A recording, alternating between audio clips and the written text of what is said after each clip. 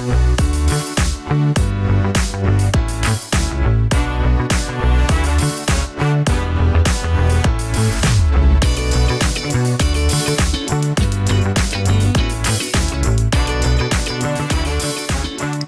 to the Hoof and Fang podcast. I'm Kirt Graves. And I'm Maz Maddox. And she's quickly taking a drink of water before we start. Yes. Well, because we'll get into it, but I just got done riding my bike about 3 miles, like back and forth. And so Good I'm a for little you. parched.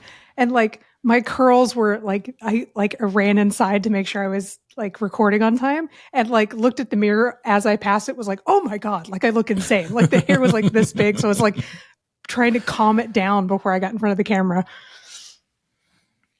Well, yeah, wild day. I mean, now is not the time for vanity in our lives. That's true. That's true. So, well, okay. So tell me more about this thing you just came from. Yeah. So I had the opportunity to volunteer with the local library in my town as like kind of a branch of a charity thing that my company is also involved in. It's this whole thing.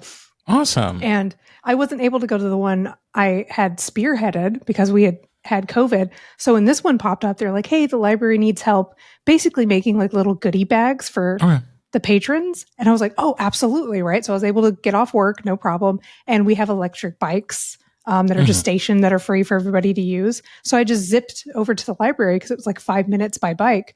And we ended up making like 200 little bags for kids so they could decorate their bikes for like an event that the library is hosting. And it was like so cute. Yeah, it was just super ridiculously adorable. So then I got to do a tour of the facility, and this is the first time I was at my local library. So I got to see the maker's space, which they have a full suite for podcasting and voice acting and stuff. So, nice. Which is super cool. And I was like, y'all are the best.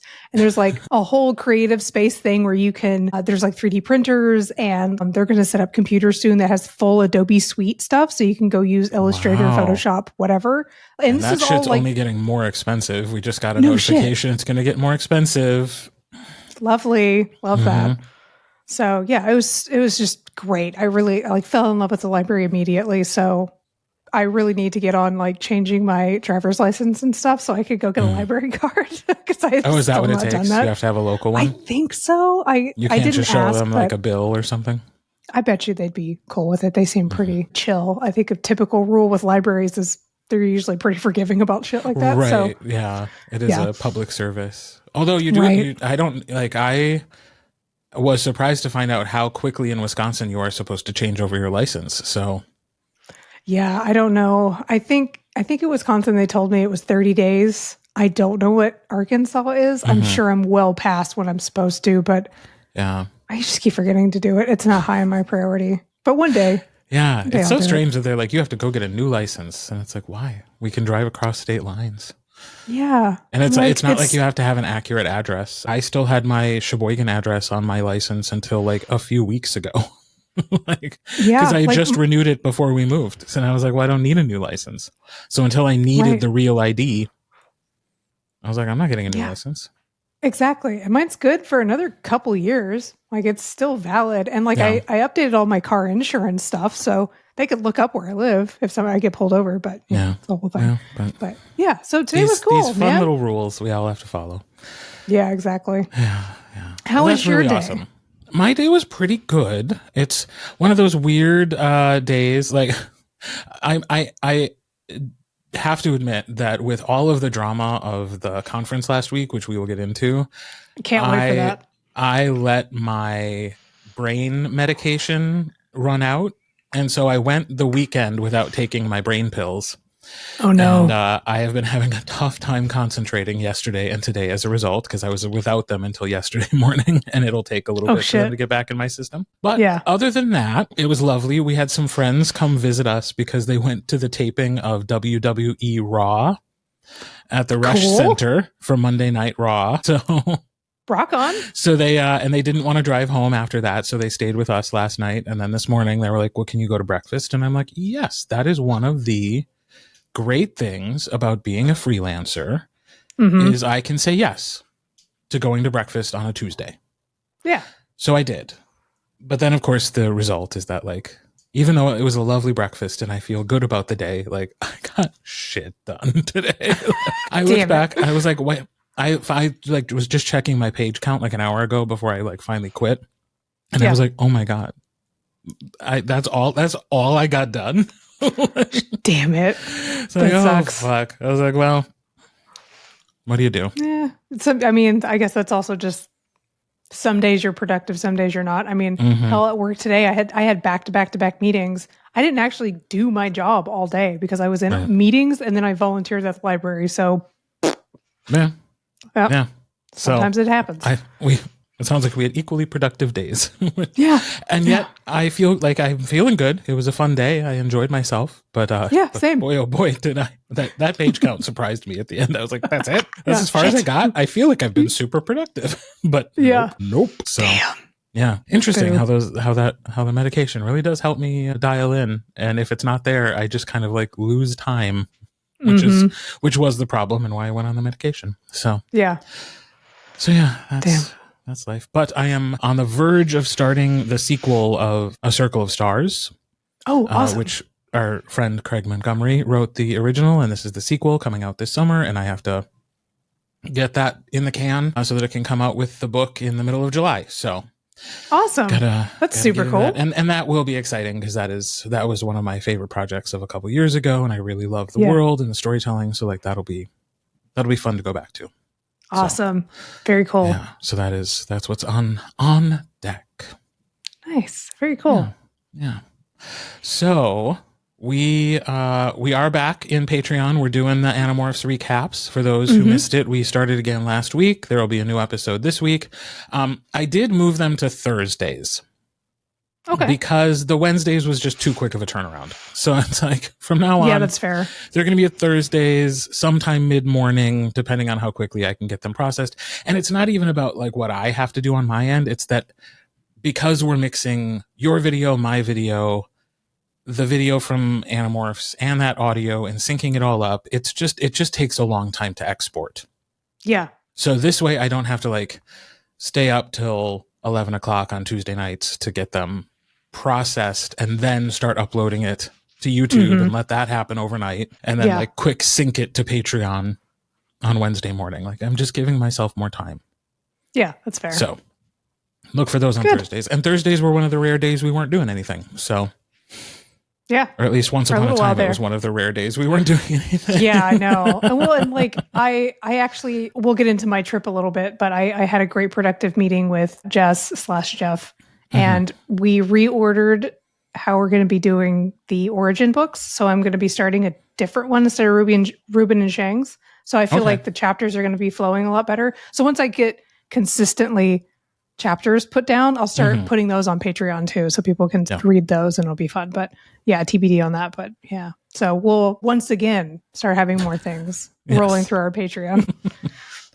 So, well, we've teased both of the things we're talking about today. Yes. We had eventful weekends, and we're just going to fill people in on how things went. Yours is, I think, more fun. So let's start with yours. Okay. You got to go down to Arlington for Arlington Pride.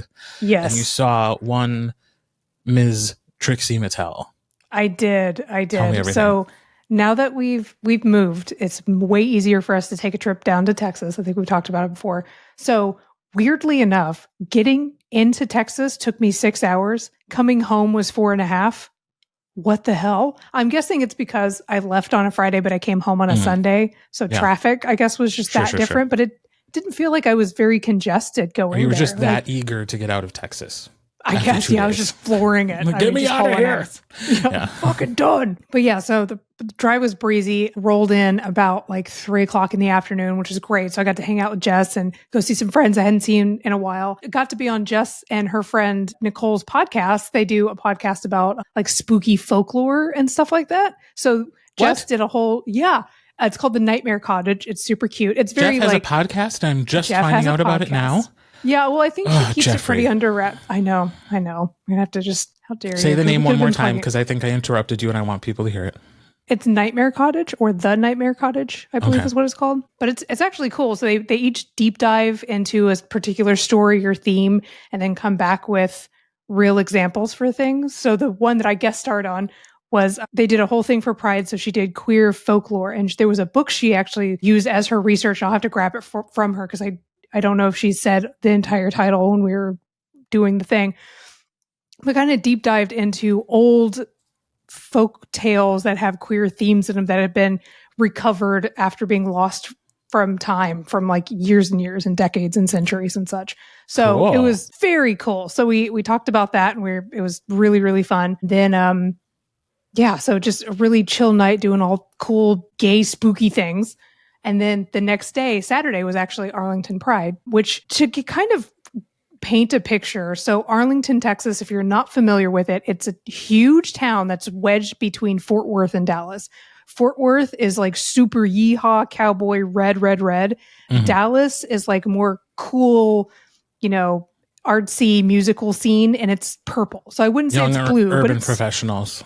Yeah, it's my cousin really lives in Dallas. Yeah, it's very, very cool. So depending on like where you are in Dallas, there's like it's very business centric, or like there's some really cool grungy like punk rock stuff. It's really badass. But Arlington is like this big, like entertainment hub. Like the Cowboy Stadium there is there, the Texas Ranger Stadium's there, Six Flags is there. Like it's very, very densely populated. And according to the mayor of Arlington, it is the fifth most diverse city in the United States, which is really cool. Didn't know that. I believe that. It's just really cool. So them putting on a free Pride event with huge headliners like Nymphia Wynn, Trixie Mattel, Ginger Minge was there. Like they had some real talent, and it cost nothing to go. It was so cool, right? I was very impressed. And I grew up in Dallas, and I was honestly floored that this is a thing they were doing.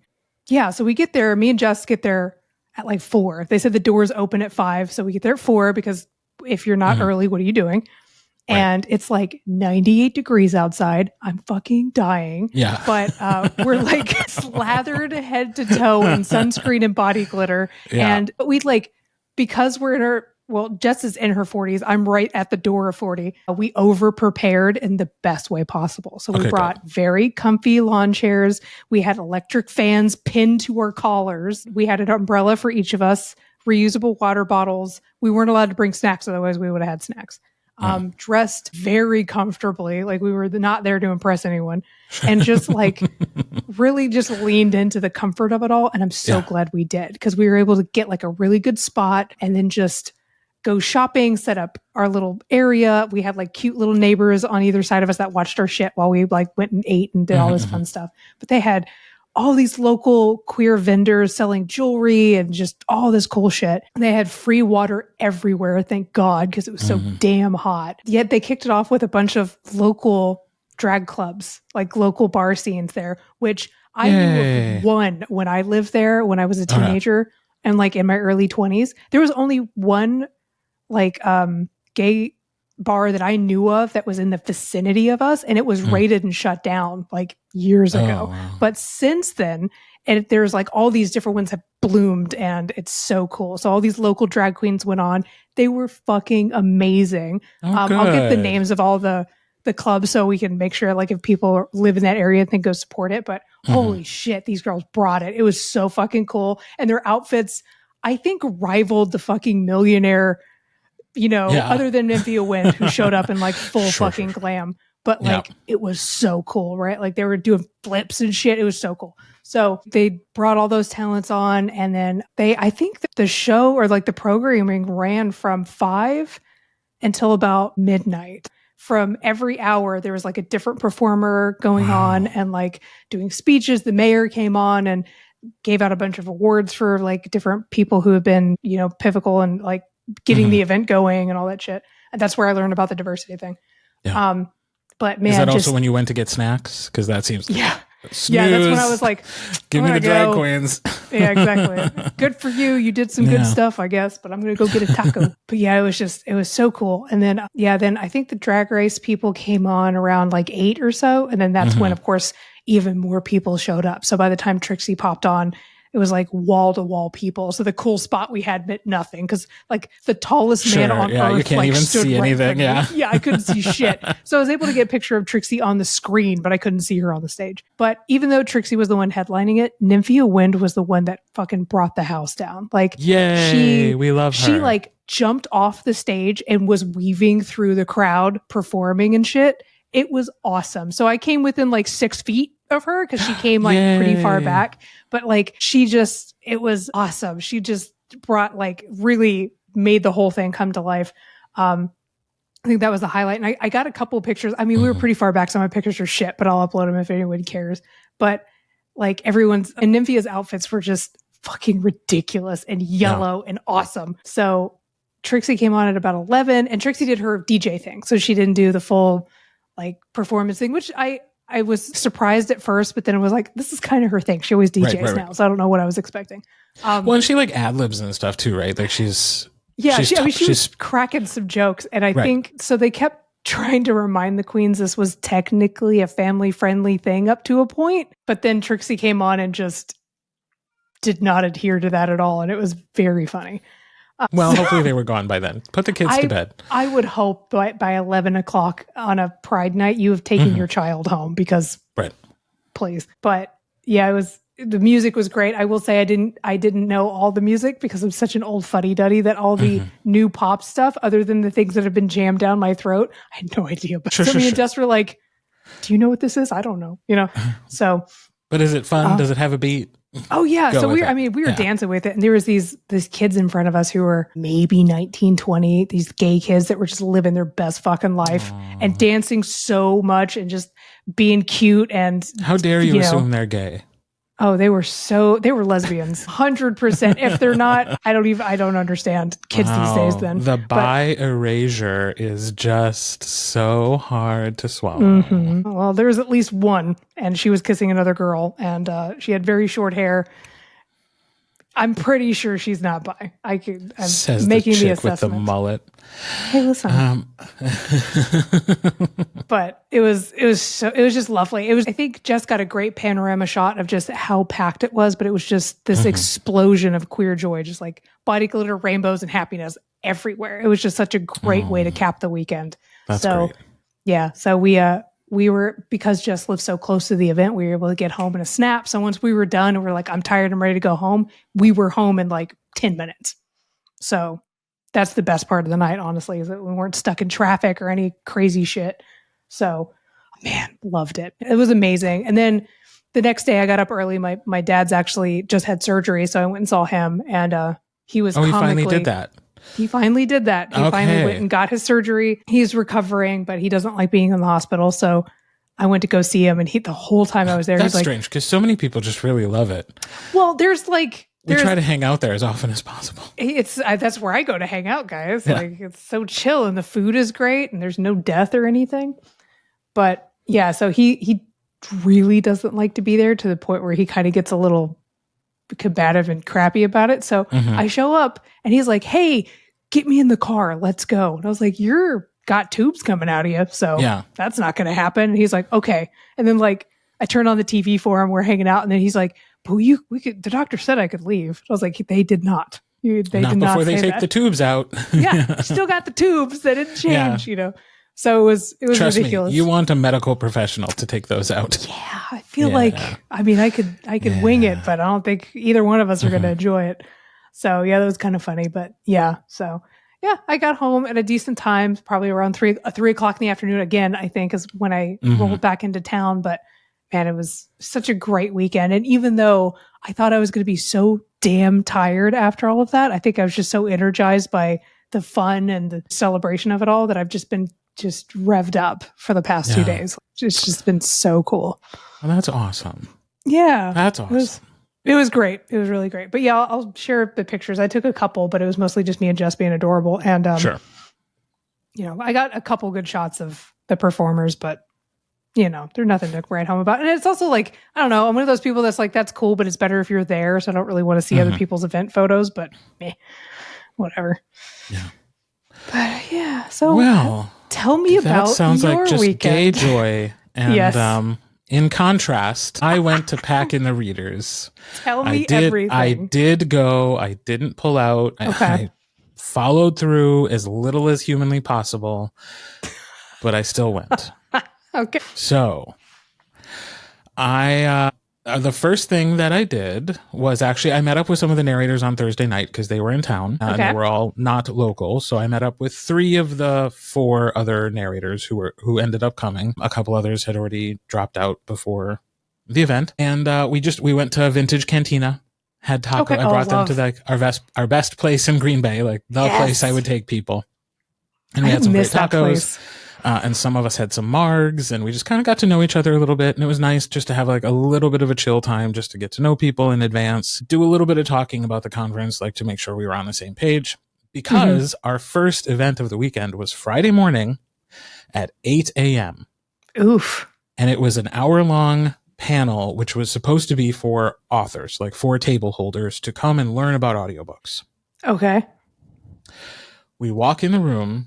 It's like 7:55. Well, no, first, like I walk up to like where it is, and one of the other narrators is like, nobody's here. And I'm like, okay. I was like, okay. I was like, well, let's go to the room, and they have a few minutes, and it's 8 a.m. So let's just go be where we're supposed to be. And if nobody shows up, we don't have to do anything. Right. That's, you know, like, what else can you do? What else can you do? So we did get there. And by the time 8 a.m. rolled around a few minutes later, we had like 3 people. And then I was like, guys, we're not doing a proper panel with 3 people. Like, right. Certainly not like we're on the tall chairs and the tables and they're in the audience, which has like 100 seats set up. Jesus. Okay. And it's like, no. I was like, let's just grab a few chairs and make a circle and we'll just chat and find out, hi authors, what do you want to know from us? How can we serve you? What do you need to learn? You know? And by the time we actually did the circle and sat down, I think there were like 5 people. So it was like 5 and 5. And then by the end of the hour, a few more people and their like assistants had trickled in. So the final count was like 7 authors, 3 assistants, 5 narrators. And Maz, that was the biggest panel I saw all weekend. Oh, shit. Okay. Yeah. The panels were not well attended, nor, as it turns out, was the conference. Oh, and also about 5 minutes after 8 a.m., because I don't know if I talked about this, but I had previously put up a stink about needing a sound system because like we are narrators and we're not going to shout to a room full of people. I didn't need to worry about that. And she had said like, oh, I bought 2 karaoke systems. And I was like, and I guess in my head, I was picturing like the ones they have at Costco, which are at least like on a tripod and they're like the size of a small child, you know? Yeah, for sure. No.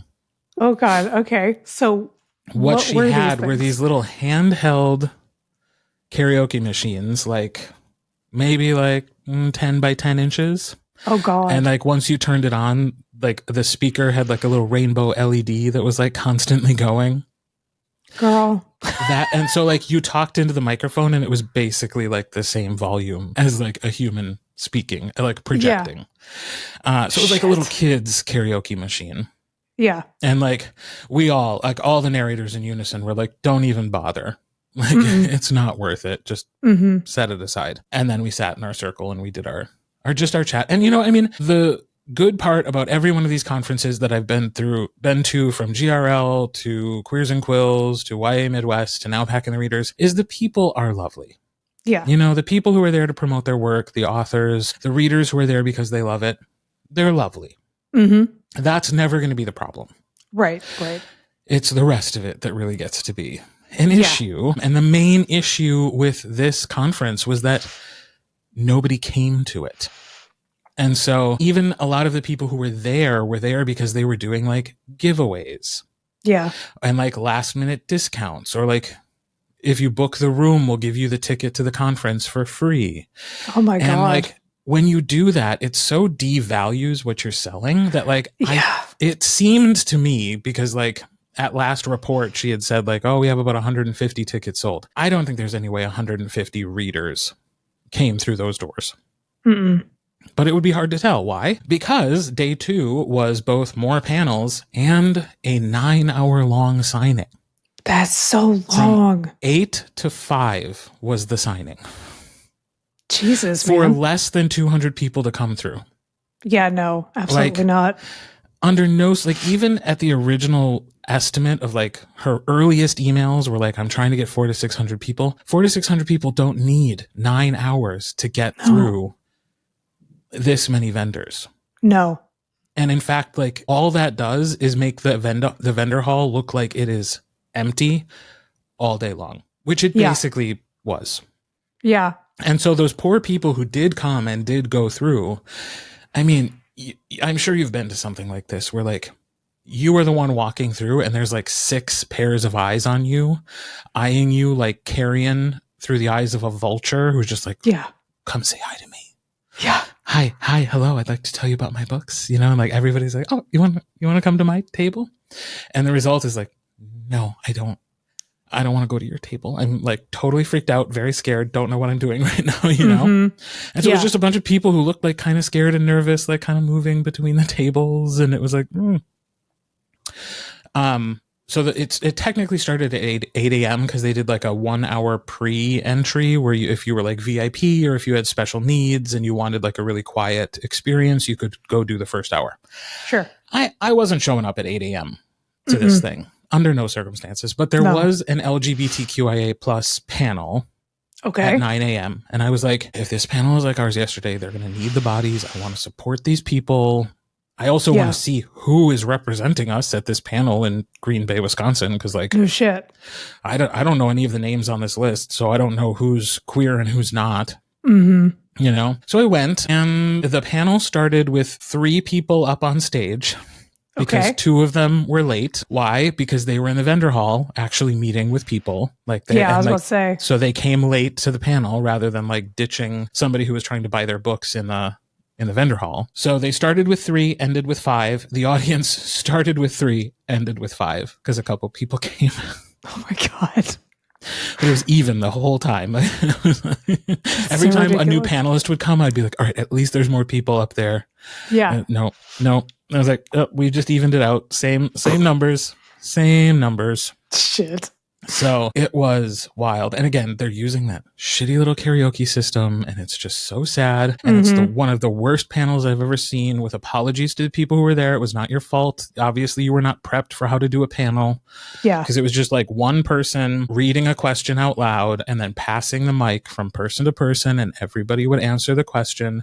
But half the time they couldn't remember the question because the questions were so generic. Like it was not, nothing was asked specifically about what any of them did. Clearly the author moderating the panel did not know the work of the people who were there. The questions that she would ask sometimes were like, well, didn't you just talk about that? Like, it's basically the same question you asked 2 questions ago with different words. So it's yikes. Like, did you just ask ChatGPT to write you some questions for an LGBTQ author panel? I think probably. Yeah. And like more than one person in a 4-person panel has to ask you to repeat the question because you can't remember what it is. And the person who was just talking in front of you didn't prompt you to remember what the question was because it's so whatever, like blah. It's just nothing, you know, it's just word salad. Everybody's trying to answer a question that makes no sense. Like, Jesus, it was really tough. It was really, really tough. And they went long. Like I was like, what? So it's already grueling and it went too long. Yeah. Well, and it's like, I'm looking at my watch. It's 9:58. The next panel's supposed to start at 10. And the moderator's like, well, we're almost out of time. So one more question. And I'm like, no, bitch, you are out of time. And I say bitch in like the friendly way, not like, yes, you're such a fucking bitch. Just like, you know, like I would call you a bitch. Exactly. I call my friends a bitch. like you're being momentarily silly. You're being momentarily silly, you bitch. I was like, no, bitch, you're done. Like you have it. Like you need time to let these people get off the stage and, you know, let the other people stage, who are like now 2 milk crates in a cardboard box or something. They were actually like cocktail tables. So they were like circular cocktail tables with like stools, which everybody loves sitting on. They're always very comfortable. And you look great doing it in front of a crowd. Yeah. But like the next panel is like gathering in the back of the room waiting to come up, and it's like, you need to wrap this up. And so it's even stuff like that, like little details of this conference where like you don't say that a panel goes from 9 to 10. You say that a panel goes from 9 to 9:50 or 9:55. Yeah. So people know they can wrap shit up and get out. Yeah. You know? So that was my morning experience. And then I kind of walked around the signing thing, and like, well, exhibitor hall, I guess is what it was called. Some back in my trade show days, you know, and just like kind of saw if anybody had like a rainbow flag, I went and said hello. If any of them had like a male model on their book cover, I went and said hello. Mm-hmm. And the thing that I learned is like, for so many people, this was their first ever book conference. Oh my God. And you know me. Yeah. I can't keep an opinion to myself. So when I was like, so how's it going? They were like, oh my God, well, it's my first time. I think everything's going really well. I was there to be like, it's not. Nope. This is not good. Please have higher expectations. This is not okay. It was not, I mean, nothing about it was a million lives. Like, I believe there was a closing night party that actually happened. I don't know because I didn't go. And like, there were tables there for people to set up on when tables were supposed to be there. Okay. Doors were opened at the right time. Okay. You know, so like it happened. Yeah. But almost nobody came to it. And, you know, so then like the second day we then had our narrator reading thing, which we fought about the week before, that she was concerned that people were like going to be upset that we had like advertised something else and now people are going to come to it and it's going to be something slightly different. 3 people. Yeah. So we started it with 3 people. And I think only because it looked like we were actually having a good time. Because again, we just circled some chairs and started talking to readers and we're like, what questions do you have? What do you want to know? Yeah. What do you want to know about us? Like, we'll tell stories. Like, what do you just, you know? Yeah, yeah. Let's try to make the best of it. I was like, this isn't going to last 2 hours. Let's just sit and talk until we get bored. Mm-hmm. And I think because we just looked like we were having a good time as people walked by, like we had a few more people come and join us. Okay. But like, and even they were like, oh yeah, we were just at the signing and like kind of got hung up. But like, we wanted to come talk to the narrators and ask like, we had a specific question and that was great. So it's like, great, come on in, let's chat. Let's find out more about you. Like, yeah. So it really did just kind of become like this circle of chatting, which again is fine. But it's like, well, that's a far cry from the 2-hour how to be a narrator workshop that we were expected to put together, and like that so many people were going to be disappointed we didn't do. And it just goes back to like this organizer, and the whole time I'm just thinking, bitch, and not in the nice way this time. In the actual bitch way. This is like a real hard-edged bitch. That you came for me about this when you must have known. You were the only person who had the real numbers. That nobody was fucking coming to this thing. No. That you put me through that kind of stress for this. Yeah. Come on. 3 people to show up. Right. Give me a break. Unbelievable. And like 2 of those 3 people, two of the people who were ultimately there were like the mom and the grandma of the girl who actually wanted to come and ask us some questions. And the only reason they were there was because the girl, the youngest one, had won like one of the TikTok things and got a VIP ticket for free. So wow. It's great that you're here and you're having a good time. But I was like, but also you didn't pay to be here. Yeah. And like, how many people are here who didn't even have to pay to be here? Yeah. And how many people bought tickets and didn't show up? Yeah. Well, I remember seeing, I think she pissed some people off because she posted when she like started slashing prices on everything. People who had bought VIP tickets at full price were like, I feel punished that I bought this early to try to support your event. And now you're giving stuff away. So I think the people who were the diehards probably didn't come because... It's entirely possible. And there was actually a bit of a kerfuffle on the morning. I heard about this because obviously I wasn't there, but people were talking about it. That the morning of the signing, like for that first hour, like some people who had general admission tickets wanted to get in. Yeah. And they're like, listen, if somebody bought a VIP ticket yesterday, they paid less than I did for my general admission. Yeah, exactly. So why can't you just let me in? And I guess they wouldn't let them. Because I'm sitting there being like, yeah, that's solid logic. If I'm one of the volunteers, I'm going to be like, yeah, go ahead. Yeah. Who cares? Yeah, just let them in. At this point, just let them in. There's 12 people here. There's 12 people. And if a VIP person who paid less money for their ticket complains, then... Oh, well. Be like, oh, well. Yeah. I mean, we're all at this point, we're all in the same boat. Yeah. Well, and I don't remember what the perks were. Was the only perk getting in early? Or did they get additional shit? Okay. I think maybe they got some special stuff on the side. I don't know. I wasn't that invested in the whole... ordeal, but it also wasn't that expensive of a ticket, which also sort of spoke to how the organizer was undervaluing this whole thing and did not understand the amount of work that some people were going to put into trying to make this work. Because honestly, some of the displays at this thing were beautiful. Well, that's awesome. Some of the best I've seen. Damn. And people who really made it, and you could tell they spent money. Shit. Well, that stuff can get expensive. I think every time I go to one of these things and I do a lap to just see what people are doing, it's always so cool. People get the coolest ideas. And yeah, you can put some real money into these tables. So that's awesome that they did that. I feel so bad that they kind of wasted it, you put that much effort in you gotta hope that they're going to some other conference. I hope so. And putting it to good use because it really was impressive, but also wow. What a waste of your time and money to put this all up. And so for the people who were oh, it's my first con, I've never done it before. Yeah. It's do another one. Yeah. Don't let this be your... This is a mulligan. Your barometer, yeah. Yeah. And I even had that conversation with some of the narrators because it was their first conference ever. And they're they were saying to me, they're well, I mean, it's not great, but it's not bad. And I'm no. Adjust your expectations. Yeah. This is bad. This is a waste of our time and our resources.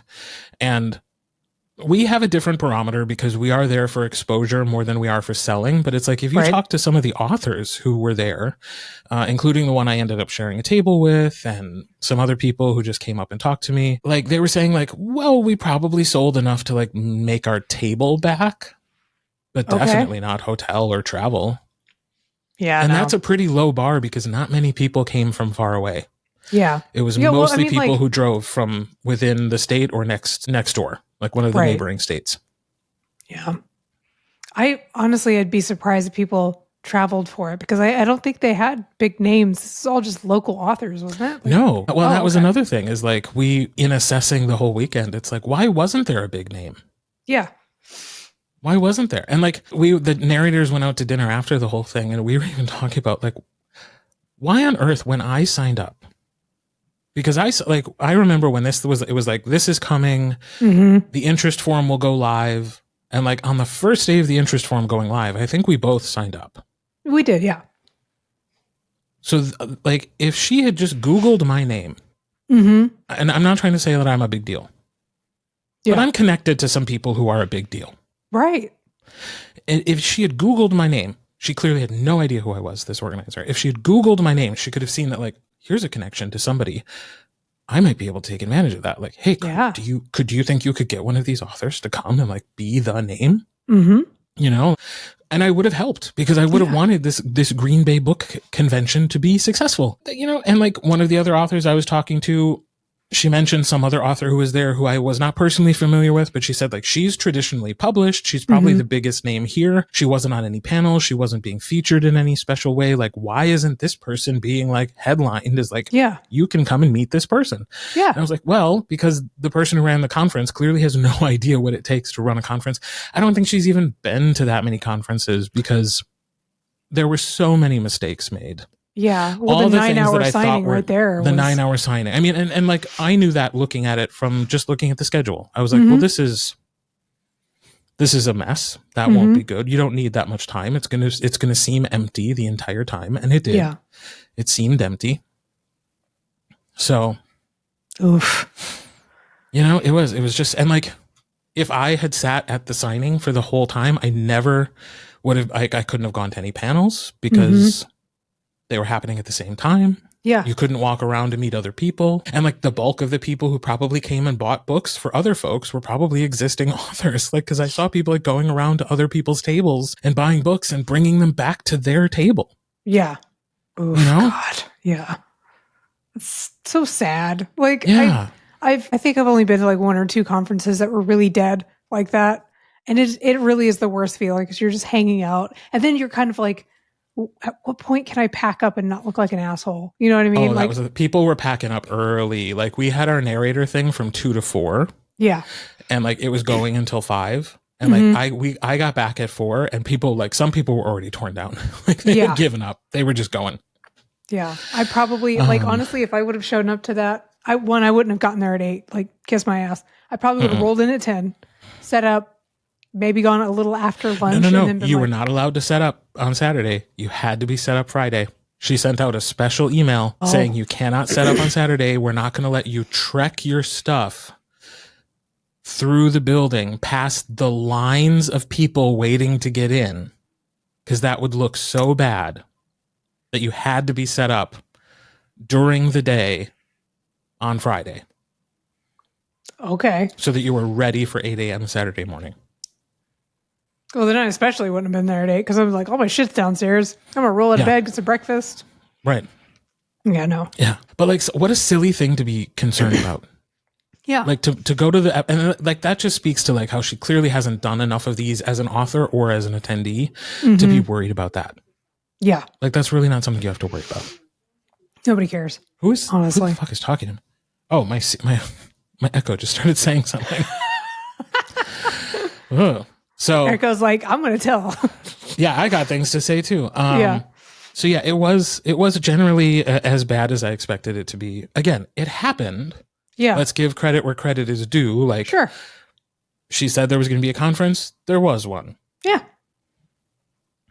I don't know how I know A Million Lives got a lot of shit for the party at the end that was so bad. I didn't see that because I was not going back at the end of the day Saturday to go to a party.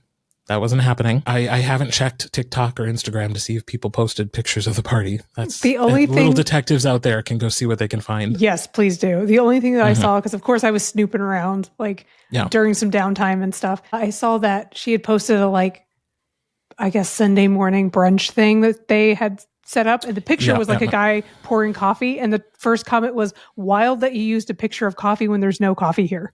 I was like, well, and that was the thing. Like some of the narrators were like, "Oh, I'm going to go to brunch because like I paid for it already." And I was like, "Oh, did you?" Because our little swag bag came with like a coupon on the inside that was like for 2 donuts at the brunch. Uh-oh. And I was like, first of all, girl, do you have to bring that coupon or you don't get your donuts? Like, I mean, and also, is like that the only thing that's free? Yeah. Well, if you paid for the brunch, then why are there coupons? That's why I was like, I don't think you paid for that brunch. That. I think there is a brunch, and I think you're going to have to pay for it. I think you're going to have to pay to for a buffet. Oh my God. Because nothing else was provided. Because the lunches that some people got, they had to pre-order and pay for them in advance. Nothing was provided. Nothing was. I was like, I don't. So I'll follow up with my narrator friends and see if they went and if it was in fact you had to buy your own brunch. But I wouldn't be surprised.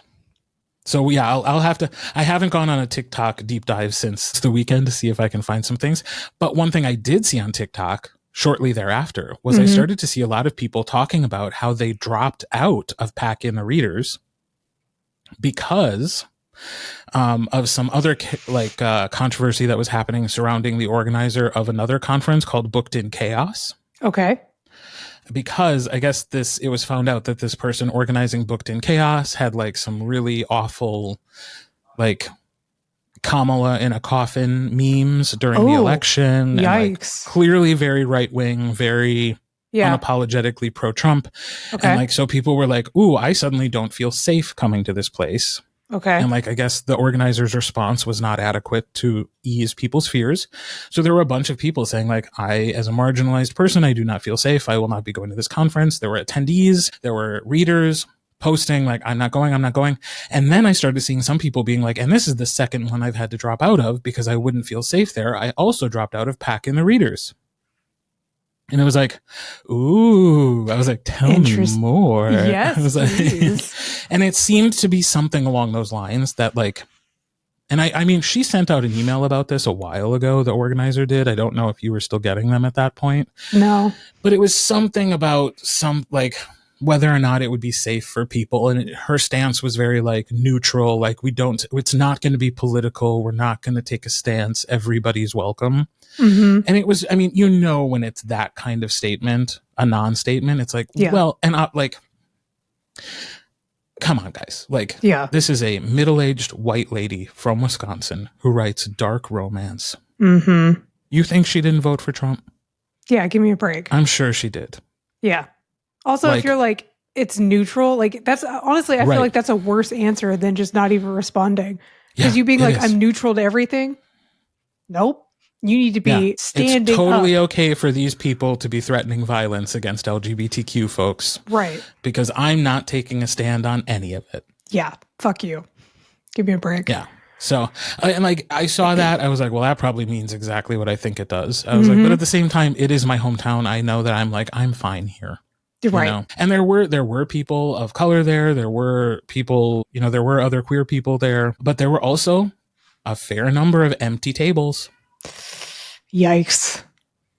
Like tables that clearly had little names on them on the final, table chart, that those people just did not show up. And a part of me was like, oh, maybe they had some sort of like interaction with her like I did, and that's why they didn't come. But now after the fact, I'm like, oh, people got to talking about how she's probably conservative and they didn't want to support her and they're not showing up. Yeah. That makes sense. Yeah, it does. And again, I think they're probably right. Probably. And again, I almost didn't show up. Mm-hmm. I wouldn't have if it weren't for my fellow narrators who really, really wanted me to be there. Yeah. And here's the takeaway from all of this for me. I'm glad I was there for them. Mm-hmm. Because one of the things I like about our industry and my colleagues is that we do show up for each other. Yeah. And we support each other. And so I'm glad I can say that I showed up for my people. Good. And I think my presence made it better for folks because I was the one there to be like, well, this is a disaster, so let's just make it fun for us. Yeah, for sure. Let's not try to stick to like a plan or like be like really adhere to the outline that was created. Like, let's just say fuck it all and try to have a good time. Yeah. And try to be informative for like the handful of people who showed up. Just answer their questions. I'm not going to tell them what they need to learn. Just like let them talk to us. Yeah. And exactly. I have enough experience in the industry and in going to conferences to know when to say like, this is BS. Let's just do it, And so I do think my presence was ultimately good for them. Good. But on the flip side, in hindsight, I know that like going to this thing really messed me up last week. Like really? I was very anxious about it. And the evidence was that like after Saturday, after it was all done, I slept for like 12 hours. Oh, damn. Because my body could finally relax. Yeah. And I realized that like, oh yeah, I'd only been getting like 4 or 5 hours of sleep every night because I was like going to bed late and like kind of like my mind was racing and then I'd wake up early and be like, and it like affected my work and I forgot to go pick up my meds and like there was all sorts of things that it was like in hindsight, I was carrying the stress of this with me and I knew it. Yeah. I knew at the beginning of the week this was not going to be good for me and I don't need this bullshit and I shouldn't go.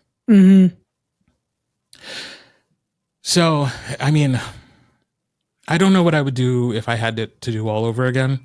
A part of me wants to be like, maybe the best thing I could do for my colleagues is to demonstrate when to say, no. Yeah. You've treated me poorly and I'm not putting up with that. Yeah. Sometimes the best thing you can do is just be like, no, this is crap and I'm not going to do it anymore. Right. So, but again, like I got to meet some folks who I am glad I got to meet and I have some new connections with people I hadn't met before. And there were wonderful people when I started who were there to teach me and to guide me and to pull me into the circles and say, like, welcome to the community and let me introduce you to people. And so I got to be that person for some other people. Good. That's very good. Yeah.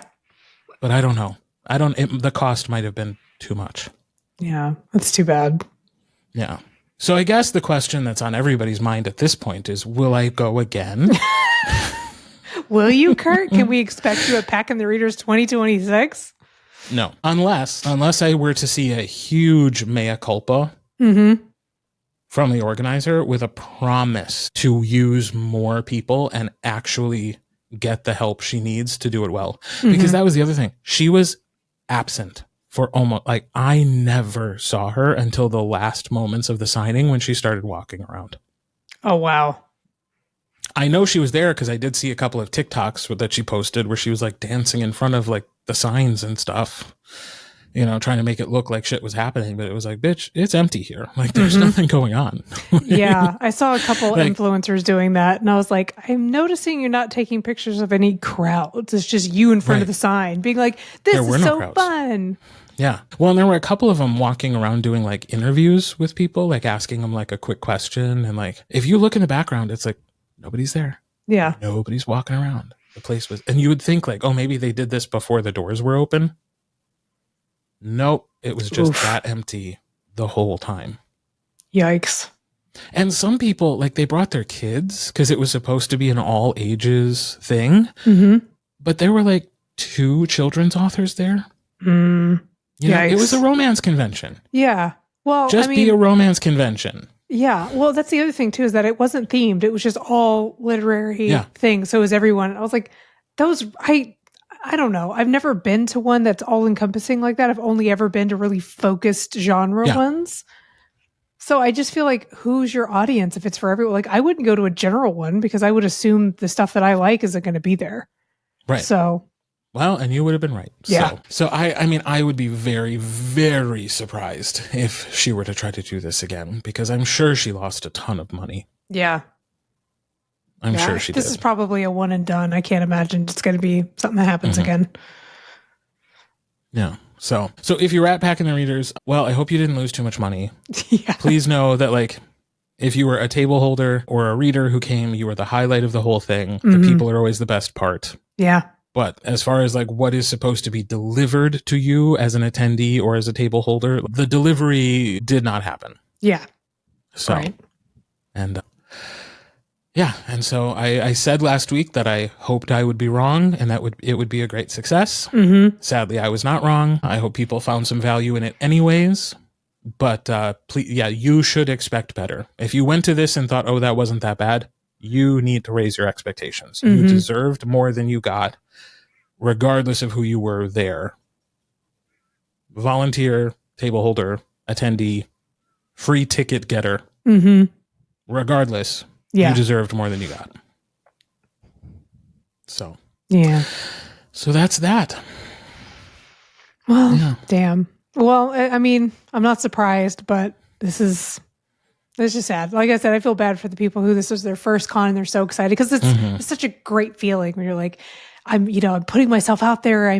This is my table, with my little books, and it's just fun and exciting. I think the first one I ever did as a newbie author was like a Fort Worth book convention thing, and it was very much that. It was a smattering of all these different genres, and it was put on, I think, by the library or something. And we got. I mean, I didn't. I think I sold a book. But that's where I met like the people who ran a bookstore and stuff. So it ended up working out in the long run. But yeah, it sucks when you have people kind of float by or there's nobody there and you're just in this room all day, but you still leave excited because you did the thing. Yeah. So at least I hope they walked away being like, this was my first step in like putting myself out there and networking, and the next one won't be as scary. But yeah, I am heartbroken that, they probably lost a lot of money going out there doing this and then got nothing in return for it. But yeah. Well, I mean, and the saving grace is it didn't seem like anybody had flown in. Oh, thank God. Yeah. So it's like, except for a couple, like one of the narrators flew in from Boston, but only because her husband's family, and he's also an author. They're very cool. Oh, nice. I think Lanisha Edmonds / Charlie Wood is her narrator name. And I think his author name was Colton Wood. Okay.